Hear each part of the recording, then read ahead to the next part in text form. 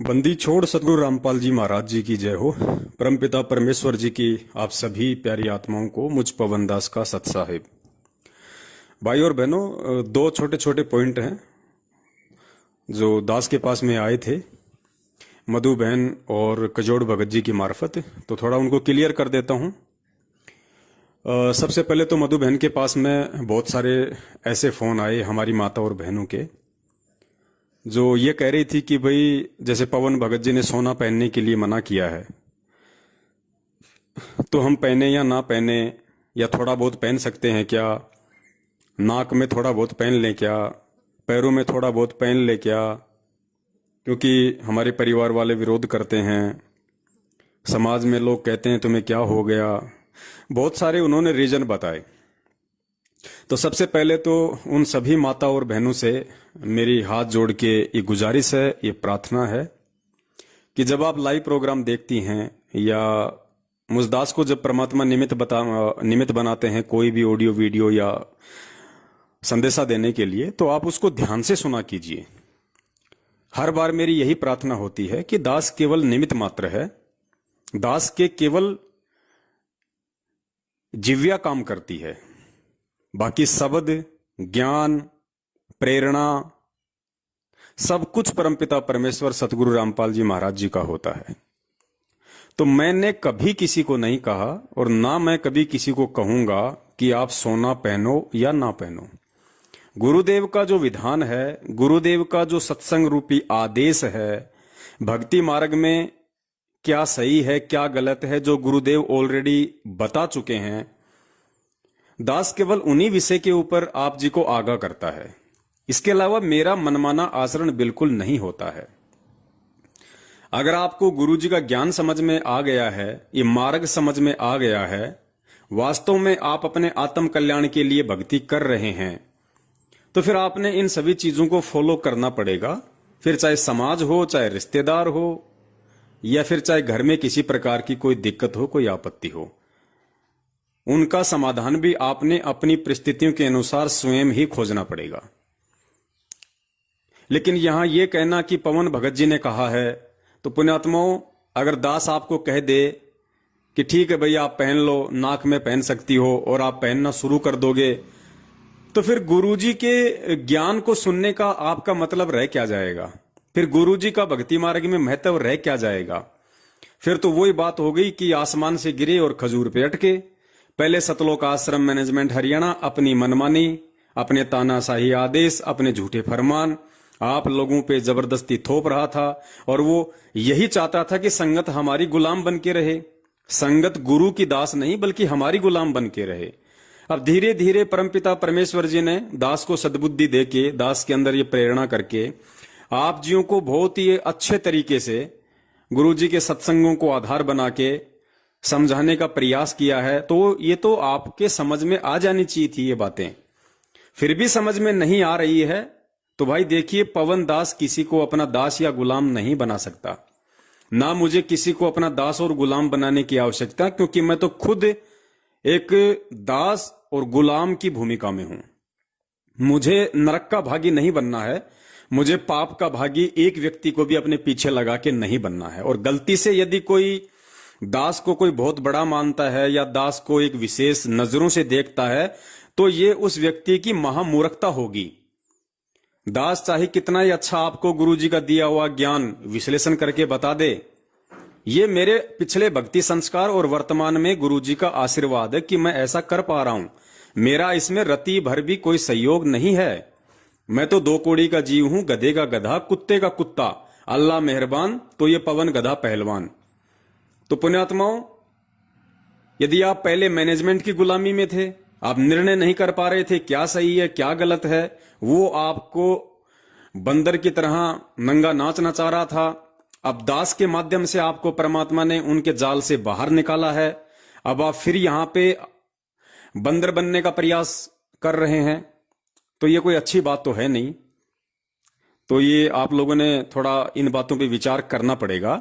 मैं कभी किसी को नहीं कहता, मैं केवल गुरुजी के ज्ञान को आधार बना के और आप लोगों को साथ साथ में ढेरों सबूत और गुरुजी के वीडियो रूपी प्रमाण भी दिखाता हूं ताकि कोई ये ना सोच ले अपने मन में कि पवनदास अपनी तरफ से कह रहा है। मेरी तरफ से आपको एक शब्द भी नहीं मिलेगा, क्योंकि मैं तो खुद एक भगत हूं भाई, मुझे तो खुद भक्ति करके यहां से अपना पीछा छुड़वाना है। तो जो माता बहनें हैं वो थोड़ा सा ध्यान दें इन सब बातों पे। अब हम कोई छोटे मोटे बच्चे नहीं हैं, परमात्मा ने हमारे को कितना अच्छा कितना अनमोल ज्ञान दे दिया है। ये तो हमें गुरुजी के सत्संगों से ही समझ जाना चाहिए था। पवनदास जैसे कुत्तों की तो जरूरत ही नहीं पड़नी चाहिए थी, लेकिन चलो कोई बात नहीं, इस काल ने हमारे को बहुत तरह से फंसा रखा है, दबा रखा है। और ये परमात्मा के ही खेल होते हैं कि परमात्मा किस विधि से अपने बच्चों को समझाते हैं, उन तक संदेशा पहुंचवाते हैं। तो आपने अंत में गुरुजी के ज्ञान को आधार बना के और गुरुजी के सत्संग रूपी आदेशों को ही फॉलो करना पड़ेगा। जब गुरुजी ने स्पष्ट रूप से उन सत्संगों में कह दिया कि ये सोना तो ऐसी बेकार वस्तु है, इसको ना तो घर में रखना चाहिए ना इसको पहनना चाहिए, अब इससे ज्यादा कोई शब्द किसी के पास बोलने के लिए होने ही नहीं चाहिए, कोई बहाना किसी के पास होना ही नहीं चाहिए कि मैं नाक में पहन लूं क्या, मैं गले में पहन लूं क्या, मैं एक अंगूठी पहन लूं क्या। फिर तो ये अपनी ज्ञान की कमजोरी है। फिर ना यहां पवनदास की कमजोरी है, ना यहां पूज्य गुरुदेव जी के सत्संगों की कोई कमजोरी है, ये फिर आपके अपने संस्कारों की कमजोरी है, जो आपने खुद ही परमपिता परमेश्वर को दंडवत प्रणाम करके उनसे प्रार्थना करके कि परमात्मा सद्बुद्धि दो, ज्ञान योग दो, परमपिता परमेश्वर इन चीजों को समझने की जो है हमारे को आप जी बुद्धि दीजिए। फिर ये गुरु जी से ही प्रार्थना करने की आवश्यकता है। उसके बाद में कजोड़ भगत जी का दास के पास में कॉल आया, क्योंकि बहुत सारे भगत भाई बहन ऐसे हैं जो अपना ज्योति हवन के लिए अकाउंट में पैसा डालने के बाद भी वो फोन करते हैं बार बार कि भगत जी आया कि नहीं आया, एक बार जरा चेक करना पहुंचा कि नहीं पहुंचा। जबकि ये सारी बातें दास ने पहले ही लाइव प्रोग्राम में क्लियर कर दी थी कि भाई जो अकाउंट नंबर है वो बिल्कुल सही है, यदि आपने उधर से डाल दिया है तो वो खाते में ही आएगा, और आप इसके लिए बिल्कुल भी जो है फोन ना करें, परेशान ना करें। क्योंकि देखो पुण्यात्माओं, अगर हमने भी सतलोक आश्रम मैनेजमेंट हरियाणा वालों की तरह ही करना होता कि हम संगत के ऊपर ठेकेदार बन जाएं, संगत का जो दान आ रहा है उस दान से हम अपना घर चलाएं, अपने बच्चे पालें, मकान किराया भरें, सारे काम हम दान से करें, तो फिर तो कोई मतलब ही नहीं रह जाएगा सतसेवकों और सतलोक आश्रम मैनेजमेंट हरियाणा में, फिर कोई डिफरेंस ही नहीं रह जाएगा, फिर तो वो ही ठीक थे पहले। तो देखिए, सबसे पहले तो हम लोगों ने इस भक्ति मार्ग पे टिके रहने के लिए, गुरु जी का कृपा पात्र बने रहने के लिए हमने अपने हक हलाल की कमाई से रोजी रोटी खानी है। तो सर्वप्रथम तो हम जितने भी सत्सेवक हैं जिनको परमात्मा ने निमित्त बना रखा है, हम अपने हक हलाल की, हम अपनी मेहनत की कमाई से अपना घर चलाते हैं। तो 8-10 घंटे हमने भी अपनी रोजी रोटी को मार्केट में समय देना पड़ता है। कजोड़ भगत जी हैं, वो पिछले 18-20 साल से जो है, जो बिस्लरी जो कंपनी है जो पानी की, वो उसमें जॉब करते हैं। उनकी अच्छी खासी उनकी सैलरी है परमात्मा की दया से, और वो तो अभी लगभग 3 साल पहले ही परमात्मा से जुड़े हैं इन फर्जी नामदान केंद्रों से, जयपुर से। और जैसे ही उन्हें सच्चाई का पता चला वो बिल्कुल एक तरफा होके चल दिए। तो जो कजोड़ भगत जी हैं, देखो वो कम से कम 10-12 घंटे अपना उस कंपनी को देते हैं अपनी रोजी रोटी के लिए। और कजोड़ भगत जी के बारे में शायद आप में से बहुत सारे भगत भाई बहन जानते नहीं हैं, क्योंकि वो जयपुर से हैं, मैं भी जयपुर से हूं। मैं बहुत अच्छी तरह मैं उनके फैमिली बैकग्राउंड से परिचित हूं। कजोड़ भगत जी पूरी तरह से परमपिता परमेश्वर जी को डिवोट हैं। पहले वो ऐसी लाइन में थे कि वो थानेदार को भी थाने में जाके थप्पड़ मार देते थे। उन्होंने थाने में जाके थानेदार को भी थप्पड़ मारा है, और थानेदार की इतनी हिम्मत नहीं थी कि सामने से उनको कुछ बोल दे, क्योंकि पीछे राजनेताओं का सपोर्ट था। लेकिन जैसे ही उनको इस परमपिता परमेश्वर का मालूम पड़ा, ज्ञान से जुड़े, उन्होंने सबसे रिलेशन तोड़ दिए। क्योंकि परमेश्वर कहते हैं ज्ञान का और घाम का, ज्ञान होता है यह तत्व ज्ञान, और घाम कहते हैं राजस्थान और हरियाणा में धूप को। तो परमात्मा ने कहा कि ज्ञान का और घाम का चमका सा ही होता है, समझदार को संकेत ही काफी होता है। एक के चोट सिधारिया जिन्हें गुरु मिलन दियास, जिनको परमात्मा की प्यास होती है ना, वो एक ही चोट में समझ जाते हैं। तो आप में से बहुत सारे भगत भाई बहन नहीं जानते हैं कजोड़ जी के बारे में। कजोड़ जी का खुद वो जयपुर के रहने वाले हैं, और इनके पास में इतनी प्रॉपर्टी है, ये अगर चाहें तो अपना बैठा बैठा ये और इनके बच्चे खा सकते हैं बैठे बैठे। इनके पास में करोड़ों की संपत्ति है। इनके पास में पैतृक जमीन है जयपुर में, जो कम से कम 20 से 25 हजार रुपए गज की जिसकी रेट है। लेकिन आप उस आत्मा को देखिए, वो पिछले 2 साल से 2-2.5 साल से, क्योंकि वो बिल्कुल दृढ़ता के साथ में अपनी भक्ति पे लगे, तो जाहिर सी बात है काल भगवान तो अपने एजेंट हर जगह रखता है। उनके दोनों तीनों भाई, उनके माता पिता उनके विरोध में हो गए। कुछ दिन तो वो घर पे रहे, लेकिन जब बात हद से ज्यादा ऊपर हो गई तो कजोड़ भगत जी ने अपने बाल बच्चों समेत उनको छोड़ दिया। और जिनका खुद का जयपुर में, जिनकी करोड़ों की संपत्ति है और अपने भाइयों में सबसे बड़े हैं, उस संपत्ति को ठोकर मार के आज वो 3,000 रुपए मकान किराए में रह रहे हैं। जो लोहे की जो ये चदरें होती है ना, और जयपुर में कितनी गर्मी पड़ती है, वो उस मकान में रह रहे हैं, अपनी जॉब कर रहे हैं। उनकी भक्तमती भी अगरबत्ती बनाने की जो कंपनी है उसमें काम करती है। 6-7 हजार रुपए महीने का उनकी भक्तमती लेके आती है। 18-20 हजार रुपए कजोड़ भगत जी को मिलते हैं। तो भाई ये जो सत्सेवक हैं, ये अपने हक हलाल की खाने वाले हैं। तो बहुत सारे भगत भाई बहनों के उनके पास फोन आते हैं, भगत जी आया कि नहीं आया, भगत जी चेक करो। तो मैं ये नहीं कहता कि वो भगत भाई बहन जो पैसा डाल रहे हैं वो कोई शंका कर रहे हैं, नहीं। लेकिन पुण्यात्माओं, ये भक्ति विश्वास की है। 7 साल से परमात्मा ने हमारे को जिस कसौटी के ऊपर परखा है, वो इसीलिए परखा था कि संगत इतना विश्वास करे कि हाँ भाई, इस मार्ग में कहीं न कहीं ठहराव है, कहीं न कहीं तो विश्वास भी है। तो अगर हम उनको बार बार परेशान करेंगे इस तरीके से, तो भगत जी वो कैसे अपना काम कर पाएंगे। तो थोड़ा सा मेरा हाथ जोड़ के निवेदन है उन सभी भाई बहनों से जो ज्योति के लिए पैसा डाल रहे हैं अपना। देखो, सर्वप्रथम तो हम आज भी आपको यही कहेंगे कि आप संघर्ष कीजिए, आप कोशिश कीजिए कि आप अपने घर पे जला पाएं। और जो बिल्कुल भी नहीं जला पा रहा, केवल वही भाई ज्योति हवन के लिए, घी के लिए पैसा उस अकाउंट में डालें, अन्यथा ना डालें। और पिछले सप्ताह से लेकर अब तक तकरीबन 40 से 50 हजार रुपए खाली ज्योति का आ चुका है। घी के लिए 40 से 50 हजार रुपए भगत जी के अकाउंट में आ चुके हैं। और परमात्मा ने पिछले 4-5 दिनों से ज्योतियां भी शुरू करवा दी। और यकीन मानना पुण्यात्माओं, सत भक्ति है। आपके घी की एक एक बूंद आपके हवन में जाएगी। तो थोड़ा सा बस हमारा निवेदन यह है पुण्यात्माओं कि आप जो है फोन ना करें ज्यादा। देखो, कोई विशेष काम हो जब तो आदमी फोन करे। अब इन छोटी छोटी बातों के लिए हमने कॉल बिल्कुल भी नहीं करना है। आप जी डाल दीजिए, खाते में ही जाएगा और कहीं नहीं जाएगा। आपने डाल दिया और किसी कारण से नहीं गया तो भी आपको ज्योति का आपका लाभ मिलेगा, क्योंकि आपने ज्योति के लिए डाला था। तो बहुत सारी बातें हैं, आज हमने इन बातों पे विचार करना पड़ेगा। परमेश्वर ने हमें इतना बुद्धिमान बना दिया है, अब हमने एक दूसरे के ऊपर विश्वास भी करना पड़ेगा।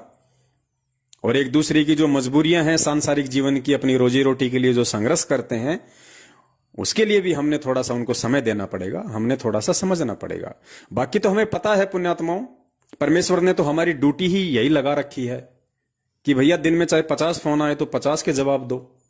अब जैसे 7 साल से हम इन फर्जी नामदान केंद्रों के खिलाफ ऑडियो वीडियो बना रहे हैं, हजारों की संख्या में वीडियो बन गए, उसके बाद भी यही फोन आते हैं कि भगत जी आपकी वीडियो देखे, सब समझ में आ गया। अब भगत जी ये बताओ कि मैंने प्रथम नाम वहां से ले लिया, अब सतनाम लूं या नहीं लूं। भगत जी मुझे सतनाम मिल गया, मैं उसका जाप करूं ना करूं। अरे भाई, फिर आपने क्या वीडियो देखे, फिर आपने क्या वीडियो देख के हमें फोन किया। हम यही तो सारी बातें उनमें बताते हैं कि आपने क्या करना है, लेकिन उसके बावजूद भी वो यही सवाल करते हैं। तो हम उनसे नाराज नहीं होते, क्योंकि हमें पता है कि परमात्मा ने हमें इसी संघर्ष के लिए हमारे को चुना है, यही सेवा दी है हमें परमात्मा ने। जिस प्रकार हमारे बाप को हर सत्संग में बार बार सृष्टि रचना बतानी पड़ती थी, बार बार बतानी पड़ती थी, क्योंकि जीव के इतनी जल्दी समझ में नहीं आती है। तो हमारी ड्यूटी है, फिर भी हम लोगों को 20-25 मिनट का टाइम निकाल के उनको वही बातें हम फिर से रिपीट करते हैं। तो देखिए, हम तो अपनी जो ड्यूटी है, जो हमें हमारे परमपिता परमेश्वर जी ने दी है, और हमें यकीन है, हमें विश्वास है कि हमें परमेश्वर ने खड़ा किया है। इसलिए हमारी हिम्मत है जो हम दिन में 8-8 10-10 घंटे आप लोगों से बात करते हैं, फिर उनका वीडियो बना बना के डालते हैं, उनको शेयर करते हैं, क्योंकि हमें विश्वास है कि ये ड्यूटी हमें परमेश्वर की तरफ से मिली है। तो पुण्यात्माओं, हमारे भी समय की थोड़ी बचत हो और आप लोग भी थोड़ा विश्वासी बनो, एक दूसरे को समझने का प्रयास करो। तो कहीं कोई गफलतबाजी नहीं होगी, ये तो अपने दिलो दिमाग से निकाल देना। और ऐसे ही ठीक है, होता भी है, सभी लोगों के एक बार में समझ में नहीं आ जाती है, क्योंकि जब उस परमपिता परमेश्वर के इतने अच्छे तरीके से किए गए 27 साल वाले सत्संग समझ में नहीं आए, तो हम सत्सेवकों के थोड़े दिनों का जो ये प्रयास है, संघर्ष है, इतना जल्दी कैसे समझ में आ सकता है। लेकिन फिर भी आएगा। हमें कोशिश करती रहनी है, हमें समझाने की और आप सभी भाई बहनों ने समझने की। तो इस तरीके से है ना, आप सभी थोड़ा प्यार प्रेम से और एक दूसरे की भावनाओं को समझिए, एक दूसरे की अपने घरेलू परिस्थितियों को समझिए, और हमें इस तरीके से पुण्यात्माओं इस मार्ग पे हमें चलना है। तो आप बिल्कुल निश्चिंत रहिए, आपका पैसा आपके खाते में ही आएगा। और अभी 1-2 दिन में कोई दूसरा खाता जो है भगत जी खुलवा रहे हैं, क्योंकि जिस खाते में आप जी ने जो पैसा डाला है भाइयों ने बहनों ने, वो उनका सैलरी अकाउंट है। इसलिए अब भगत जी एक दूसरा खाता खुलवा रहे हैं, उसमें केवल ज्योति का ही आएगा पैसा। तो अभी फिलहाल जो भगत भाई बहन ये ऑडियो सुन रहे हैं, अभी वो ज्योति का पैसा उस खाते में फिलहाल बिल्कुल भी ना डालें। अभी आप कुछ दिन आप रुक जाइए, उसके बाद में जैसे हम लाइव आएंगे एक नया खाता नंबर आपको देंगे, आपने केवल उसके बाद उसी खाते में आपने आगे से पैसा डालना है। और बाकी जो आपका जो दान का पैसा था, आपका जो 10वें अंश का पैसा था, वो तकरीबन 8 से 10 लाख रुपए के आसपास हमारे पास में आ चुकी हैं। उसकी एंट्री 8 से 10 लाख रुपए की एंट्री हमारे पास में आ चुकी है। तो हर एक चीज का पूरा हिसाब रहेगा, कहीं कोई दिक्कत नहीं है। ये सत का मार्ग है पुण्यात्माओं। बहुत लूट खसोट हो चुकी है इस मार्ग में, लेकिन अब आगे नहीं होगी। अब परमेश्वर ने अपने वो सत्सेवक खड़े कर दिए जो खुद तो भूखे सो सकते हैं, लेकिन उस परमेश्वर के बच्चों के दान का 1 रुपया भी नहीं खा सकते। उनके लिए जहर होगा, जहर। तब वो सेवादार, अब वही सेना बनेगी। परमेश्वर के ऐसे ही बच्चे आगे अब होंगे तैयार, जो विश्वासी होंगे, जो बिल्कुल दृढ़ होंगे, और उन्हीं से फिर परमात्मा का ये मार्ग चलेगा आगे। आज से पहले ये जितने भी लोग थे मैनेजमेंट वाले, ये तो कूड़ा करकट था, गंदगी थी, जिससे खुद वो परमात्मा दुखी था आश्रम में। बरवाला कांड के बाद में कितना परमात्मा ने मजबूरन देश दुनिया के सामने बोलना पड़ा कि आश्रम में गंदे काम होते थे, लेकिन मैंने नहीं किए, ये सेवादार और समिति वालों ने किए। सीधे स्टेटमेंट आ रहे हैं उस परमपिता परमेश्वर जी के। ये राष्ट्रीय समाज सेवा समिति मेरी नहीं है, मैंने कोई गुंडे नहीं बनाए, मुझे भी आश्रम में रोक के रखा हुआ था।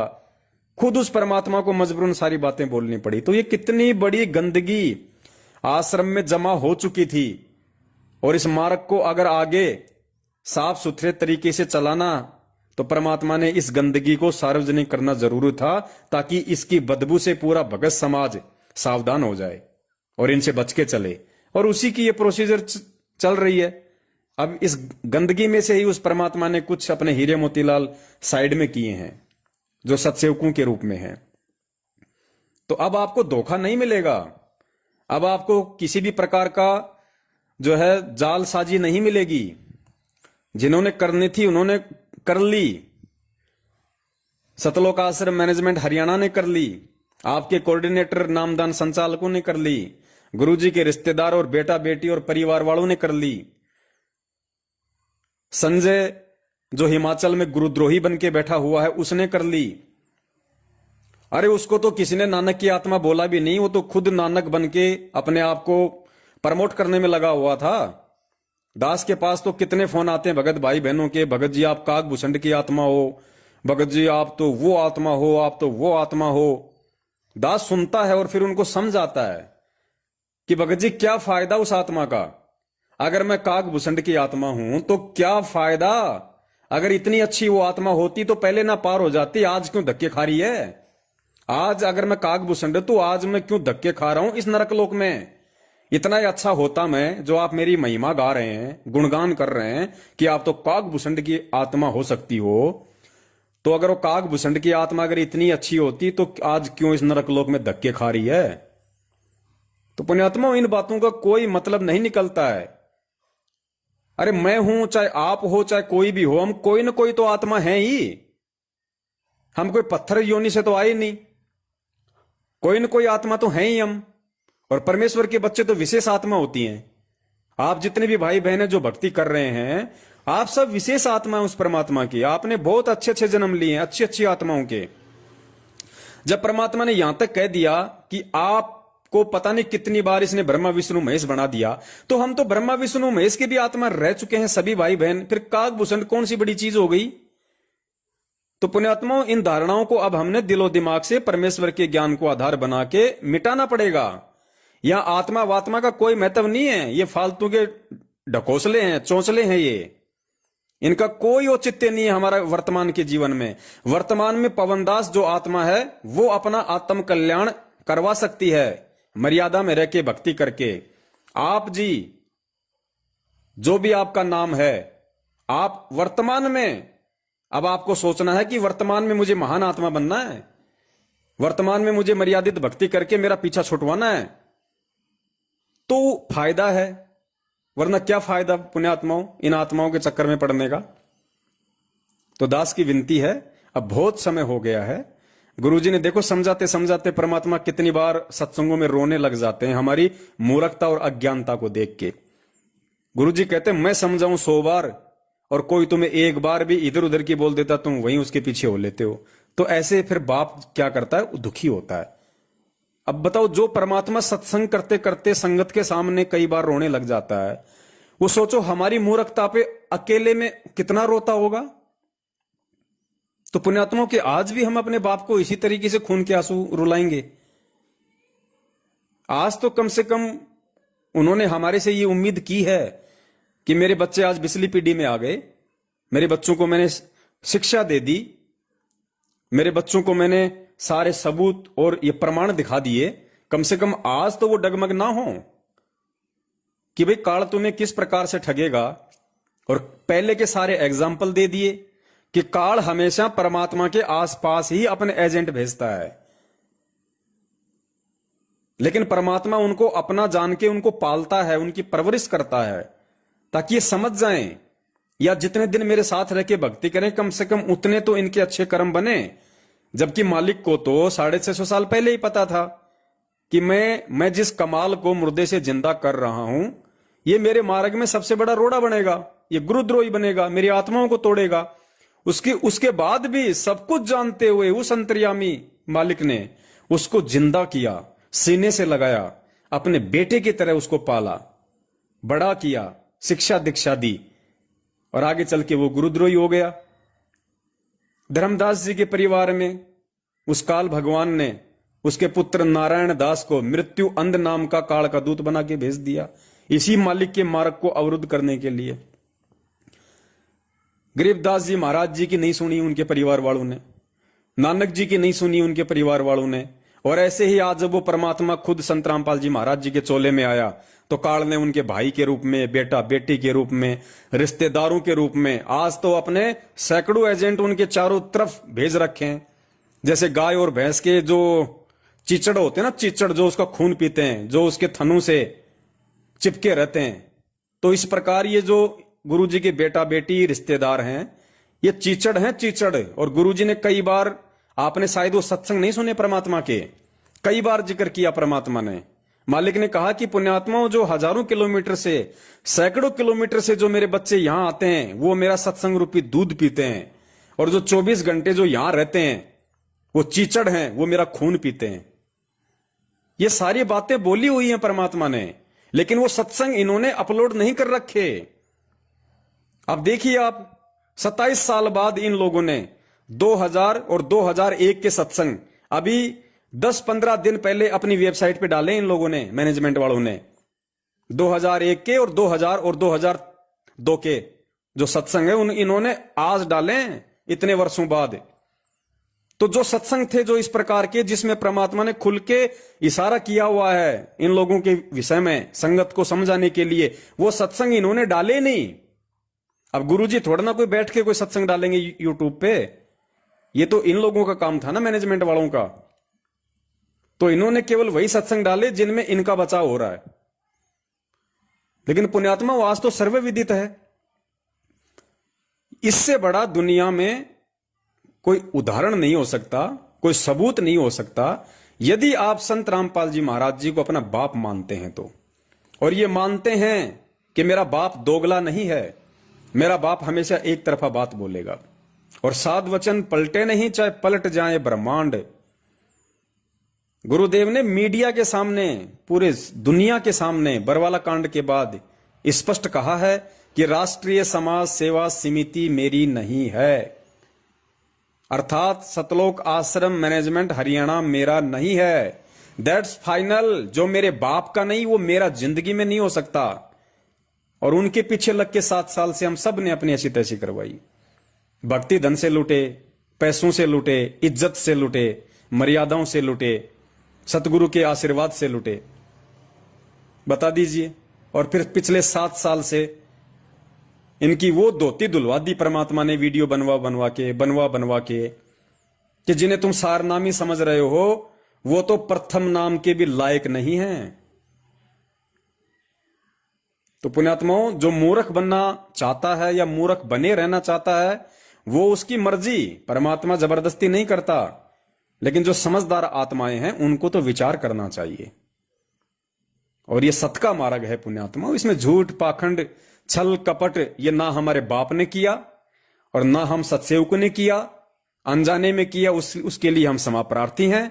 जब से परमेश्वर ने हमारे को ये बुद्धि जो बख्शी है पिछले 6 वर्षों से बरवाला कांड के बाद, तब से लेके आज तक कोई एक पॉइंट इस संगत में ऐसा बता दे कि सत्सेवकों ने ये काम गलत किया है।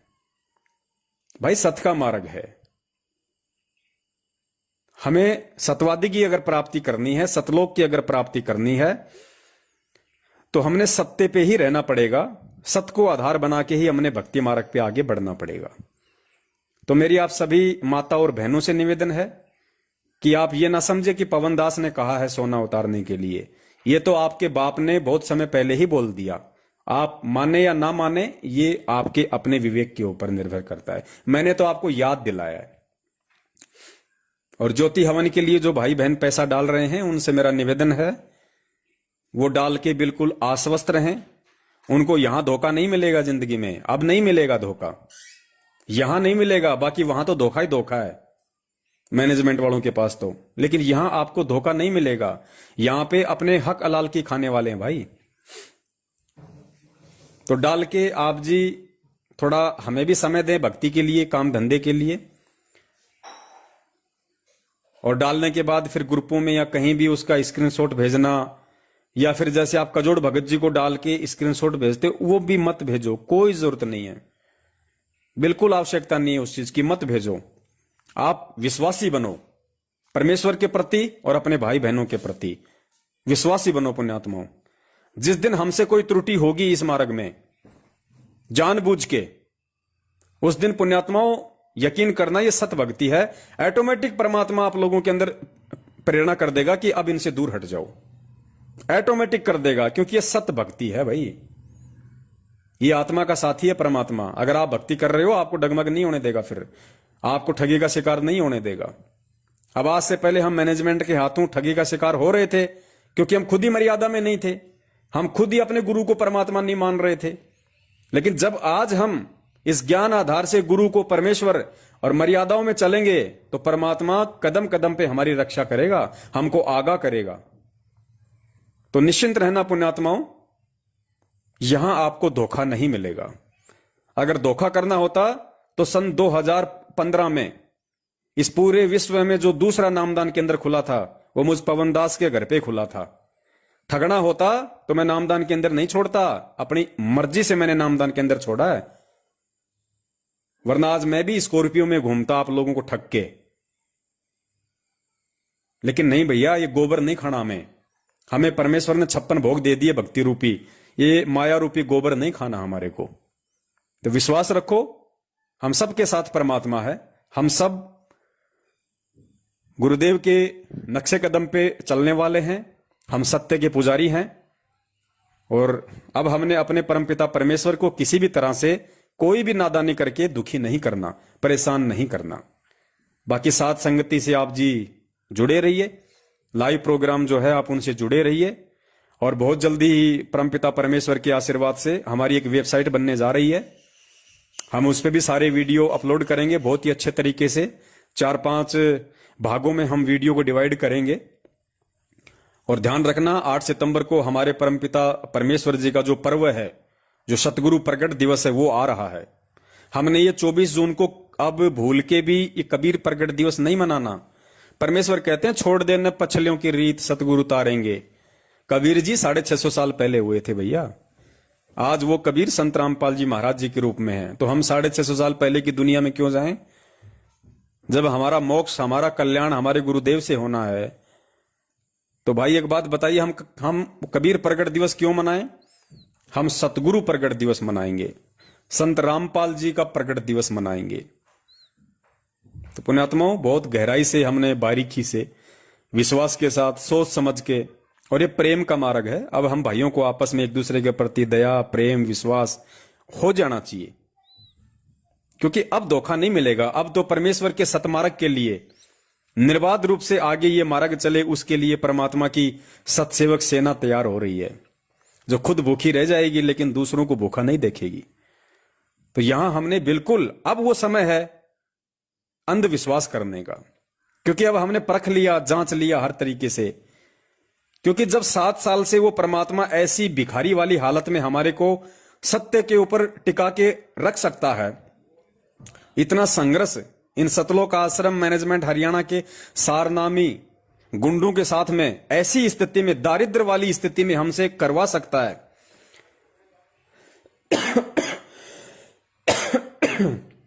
तो आज तो पुण्यात्माओं सब कुछ है परमेश्वर की दया से।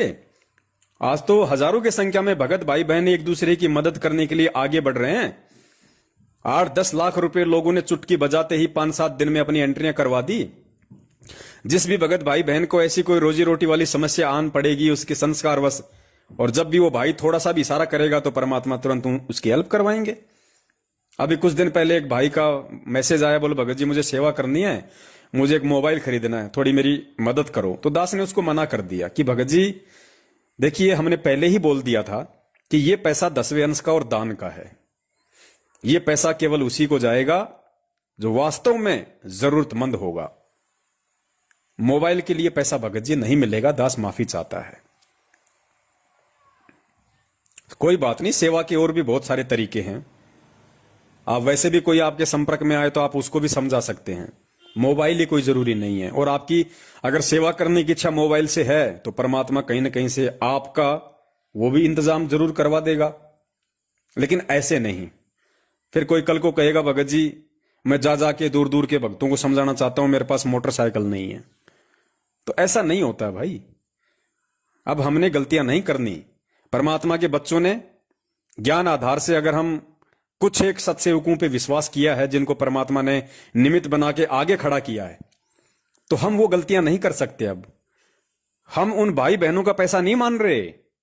ये पैसा परमपिता परमेश्वर जी का है, जिसका एक एक रुपया सदुपयोग होना चाहिए, नहीं तो रखा रहेगा उनके पास, कोई दिक्कत नहीं है। जब गुरुजी आएंगे तो गुरुजी के हाथ में चले जाएंगे। ज्योति का जितना पैसा अकाउंट में आ रहा है, जितनी हम जला पाएंगे उतनी हम जला देंगे। और जैसे गुरुजी आ गए तो उस अकाउंट में जितना भी पैसा होगा, 1 लाख 2 लाख 5 लाख, तुरंत परमपिता परमेश्वर के हाथों में। इसलिए अब आप जियों ने बहुत सोच समझ के और विश्वास करके आगे बढ़ना है, और समझिए एक दूसरे भाई बहन की परिस्थिति को। और बस दास इससे ज्यादा क्या कहे, आप जी समझदार हैं। सत साहिब, जय हो बंदी छोड़ के।